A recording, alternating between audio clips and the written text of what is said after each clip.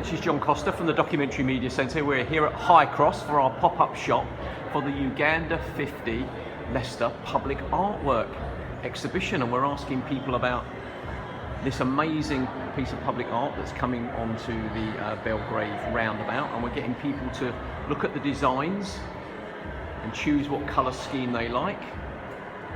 Lots of people coming in so far. I think we've had nearly 100 people over the last 2 days. And the great thing about having the pop-up shop here is that Anu has joined us, the artist. How are you? Good, thank you, John. Good. So what's it like talking to people about something that you've been planning and thinking about for such a long time? It'd be nice to get some feedback. Oh yeah, no, it's great to get some feedback, but to be honest, I was quite nervous about it because you don't know what's going to come at you. As you say, I've been working on it for such a long time, but it's been great, and I'm sort of really pleased with the response and how people are relating to it. I think it just makes me feel much more connected to the community and where it's going, but also just reassured that it's coming from the right place, the idea. And you've also got a personal connection to the Ugandan Asian story from 1972 as well. How much have you drawn on your own knowledge of that time and family and stuff? Oh, completely. Because I came here in 72 along with everyone else.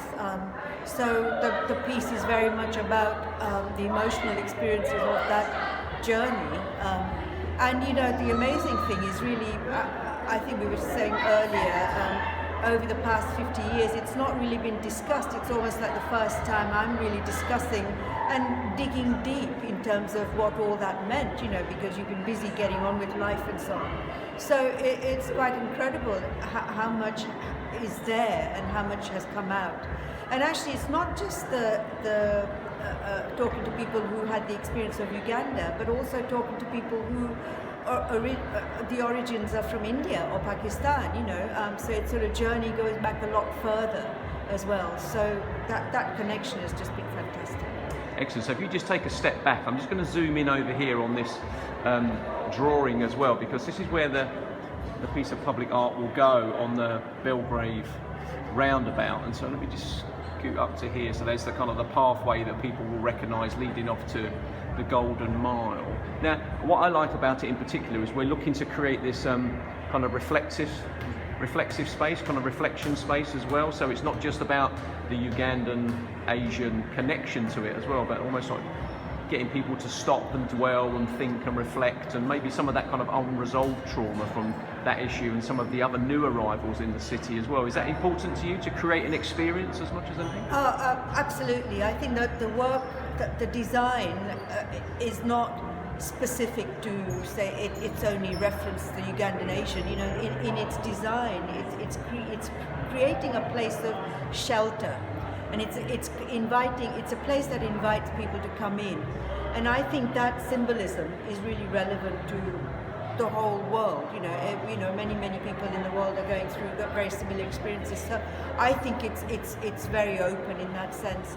And the whole point about the public art is that it brings people together, and the conversations that start are the real art. That's my view. So it will bring in all sorts of people, and they'll talk about things. This might be a starting point, but then they'll move on to many other conversations, and that's what I'd like to see.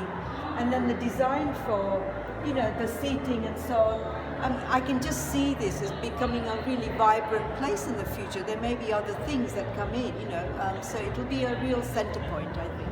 Yeah.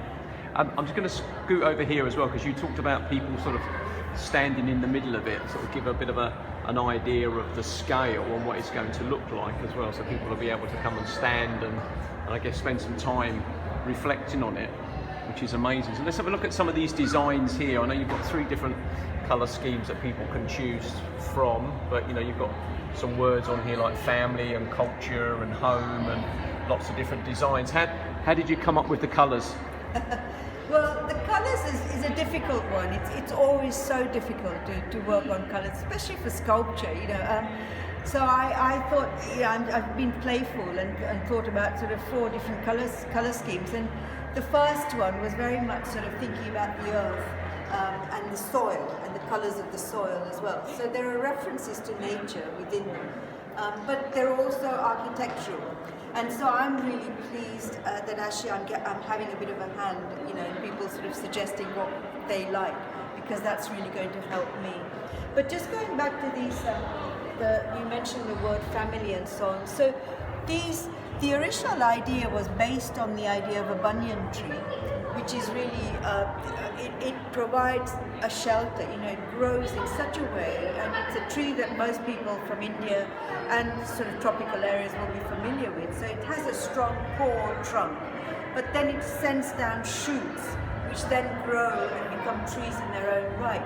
And so for me, that was the symbolism here, is that you've got the mother core, and then these shoots are really people making their lives in new countries. And the shoots represent different aspects of that community. So we've got something that explores migration, we've got the idea of the paradise, which was Uganda, you know, trades, food and culture. So they tell a story, so each strand tells a story. For you, what's the best part of having a design brief like this? Is it coming up with the initial concept? Is it creating this stage, or is it the unveiling? You know, which part do you like the most? Well, the design work is always fraught, you know, because it could be so many different things. So I'm in a good place at the moment because the design is there, and I'm getting, you know, people sort of coming back with some feedback. So that's really positive. Again, it's nerve-wracking, you know, when it's unveiled, but I think this whole process of this community engagement and so on is that you're going to have a lot of people who are going to be part of that journey. So now I don't feel alone. You know, when I'm designing it at the very beginning, I'm on my own. And now I feel supported, you know, I'm part of a collective. So yes, the unveiling will be fantastic, because I think there'll be a sense that it belongs, and it does, you know, it belongs to everyone. Yeah, some ownership. Exactly, the ownership will pass on, you know, and it will be taken on by many, many people for, you know, for as long as it's there. Lovely, thank you very much for talking to me. You're welcome.